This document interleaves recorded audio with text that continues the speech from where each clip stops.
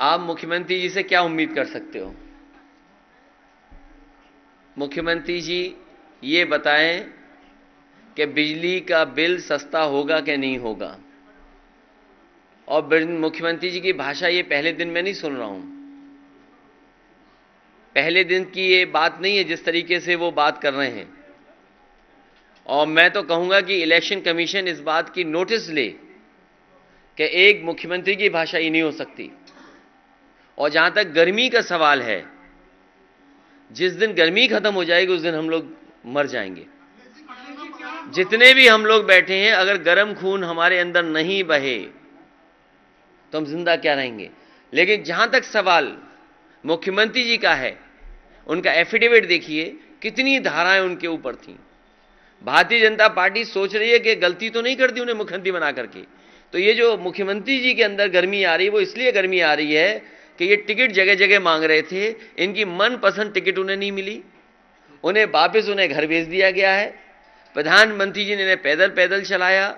जो पैदल पैदल चल रहे हैं और बेदल हैं, कभी मुख्यमंत्री से पूछेगा उनका दल कौन सा है, क्या वो भारतीय जनता पार्टी के सदस्य हैं? और भारतीय जनता पार्टी ने तय किया है कि जिस तरीके से इन्हें पैदल पैदल चलाया, आने वाले समय में इनको कुछ मिलने वाला नहीं है, इसलिए इनकी भाषा बदल गई है। और जब से गठबंधन के लोग और गठबंधन के लोगों को समर्थन मिला है, इनके चेहरे पर तोते उड़ गए।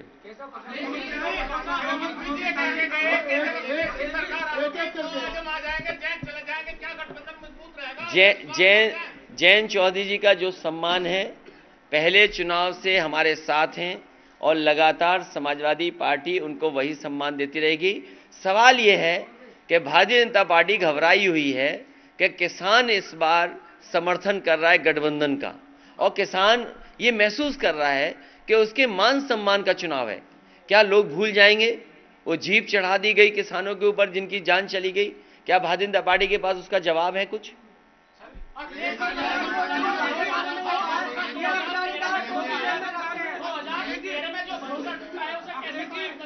इसीलिए मैंने कहा ये चुनाव भाईचारा बनाम भारतीय जनता पार्टी है।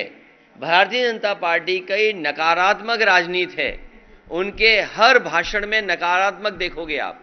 लेकिन इस गठबंधन के साथ उम्मीद है कि किसानों की सिंचाई माफ होगी, हमारे कर्मचारियों को पुरानी पेंशन बहाल होगी और बिजली घरेलू माफ होगी, किसानों का 15 दिन में भुगतान होगा। मुझे याद है जिस समय संकट था, पेमेंट नहीं हो पा रहा था, बजट से पैसा दिया गया था, 2000 करोड़ रुपया किसानों को बांटा गया था।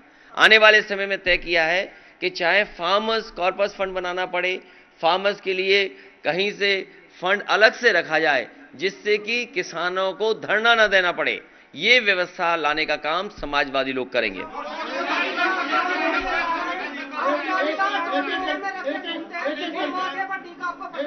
कौन कह रहा? अरे तुम लगा दो टीका। कौन कह रहा है? मैं तो कहूंगा केशव प्रसाद जी आए, हमें जीत का टीका लगा दें आके।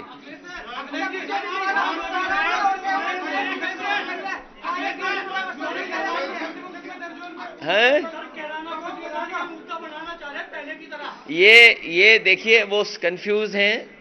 जब से हमारी और जैन चौधरी जी की केमिस्ट्री बेहतर हुई है, और केमिस्ट्री को हिंदी में कहते हैं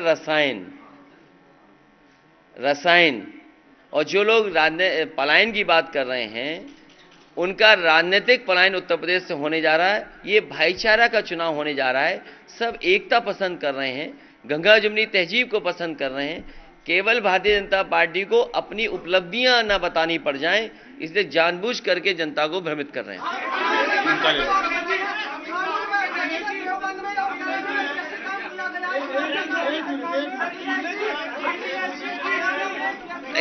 इनका सवाल फिर मैं आपका ले पूछिए। जी जी जी जी।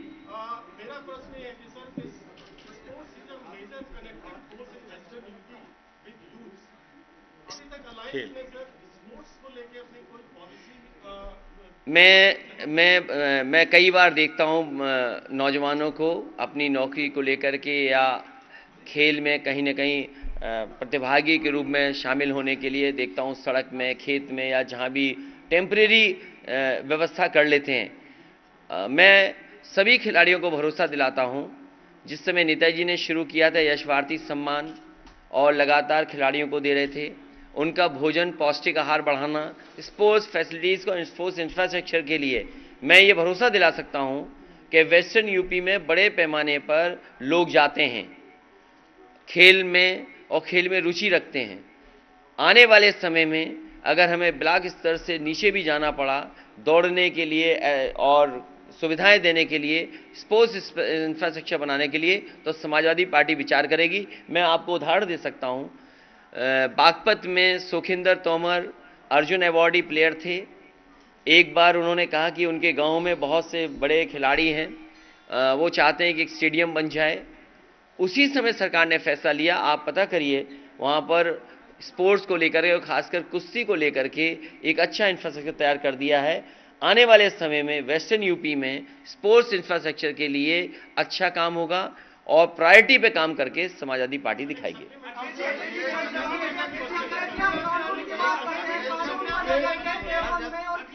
एक मिनट का खत्म हो जाए फिर मैं कब बता दूंगा कानून व्यवस्था।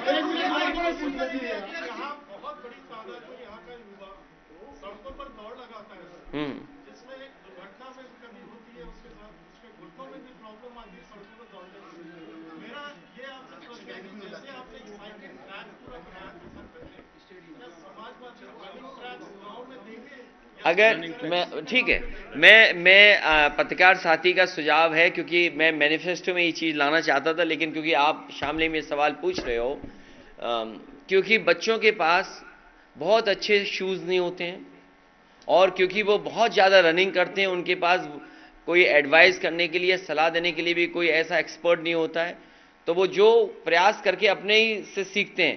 मैं भरोसा दिला सकता हूं कि गांव स्तर पे भी अगर हमें रनिंग ट्रैक देना पड़ा, लेकिन उसमें ज़मीन की थोड़ा सा मदद, सहयोग अगर ग्राम वाले करेंगे तो बहुत ज़्यादा पैसा खर्च नहीं होगा। अगर अच्छे रनिंग ट्रैक उपलब्ध करा दें गांव स्तर पे तो कराने का काम करेंगे।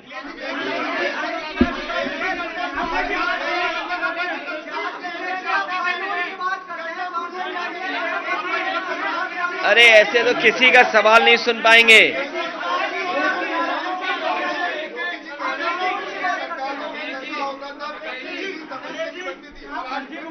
क्या चीज? जोगी जी कह रहे हैं कि पिछली सरकारों में दंगाइयों को साथ देते थे, तमंचे की फैक्ट्री बनती थी और डेवलपमेंट के नाम पे बता रहे हैं कि डिफेंस कॉरिडोर बनाया है और दोबारा जेवर एयरपोर्ट की बात की। सर अब तमाम देखिए फैक्ट्री पकड़ी जा रही है हथियारों की अभी भी, और ये पहले कहते थे पहले अखिलेश जी के राज में। अरे मैं आपको बताऊं, फैक्ट्री नहीं, न जाने कितनी शराब पकड़ी जा रही है। अभी रायबरेली में कितने लोग जान चली गई, और जितना भी शराब का ये गैर कानूनी काम हो रहा है सब भारतीय जनता पार्टी के लोग शामिल हैं, सब भारतीय जनता पार्टी के लोग शामिल हैं। और आप पत्रकार साथियों सब जानते होंगे कौन कौन इसमें शामिल है।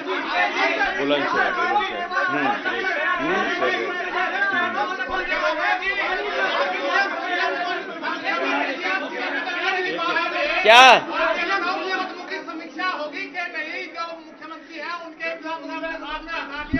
नहीं, ये हमारे पत्रकार साथी ने बहुत अच्छा सवाल पूछा। हमारे उत्तर प्रदेश के मुख्यमंत्री पर बड़े पैमाने पे धाराएं लगी थीं और डिप्टी सीएम पे भी लगी थीं। दोनों पे जितने मुकदमे थे इतने तो आईपीसी में सेक्शन नहीं बने हुए हैं। जहां तक समीक्षा का सवाल है, मुख्यमंत्री जी पर गंभीर धाराएं हैं, अगर कोई दरखास्त देगा तो उस पर विचार किया जाएगा।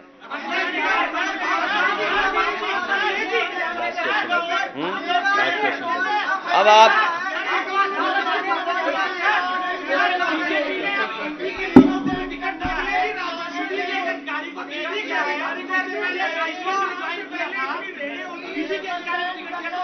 समझ लो, देखिए ये भारतीय जनता पार्टी जिन अधिकारियों से काम लेती है, भारतीय जनता पार्टी की सरकार में जिन अधिकारियों से काम लेती है उन्हें सम्मान दिया जाता है।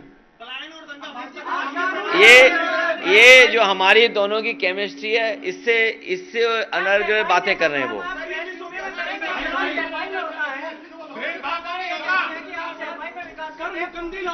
अच्छा ये बताइए, नहीं नहीं नहीं, ये हमारा साथी पोर्टल के हो गए। अच्छा, दैनिक जागरण तो हमारे पड़ोसी हैं, उन्हें पता ही नहीं है कि विकास कितना का है। मैं तो चाहूंगा कि जितना विकास समाजवादियों ने किया, आज भी वो काम दिखाई दे रहा होगा। जहां जो सब स्टेशन हैं, अरे रुक जा भाई, जो चाहे वो बिजली के सब स्टेशन बनने हो, फीडर सेपरेशन होना हो, सबसे ज्यादा हुआ। आसपास के जितने भी 4 लेनिंग का कर सकते थे, जहां सहयोग सरकार से मिलना था वो भी दिया, प्लस 4 लेनिंग को भी बढ़ाया। जो आज बिजली मिल रही है, मैं बहुत जिम्मेदारी के साथ कह रहा हूं कि जो बिजली आज उत्तर प्रदेश को मिल रही है, ये सब की सब समाजवादी सरकार या पुरानी सरकारों की बनाई हुई है। भारतीय जनता पार्टी ने 1 यूनिट बिजली भी नहीं बनाई, उन्होंने केवल बिल ज्यादा जनता को दिए हैं। आखिरी सवाल हमारे चुप बैठे पत्रकार साथी का।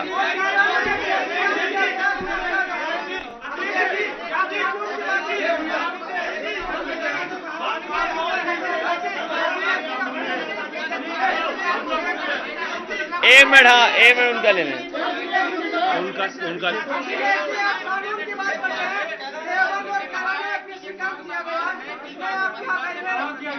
कौन सा बार है?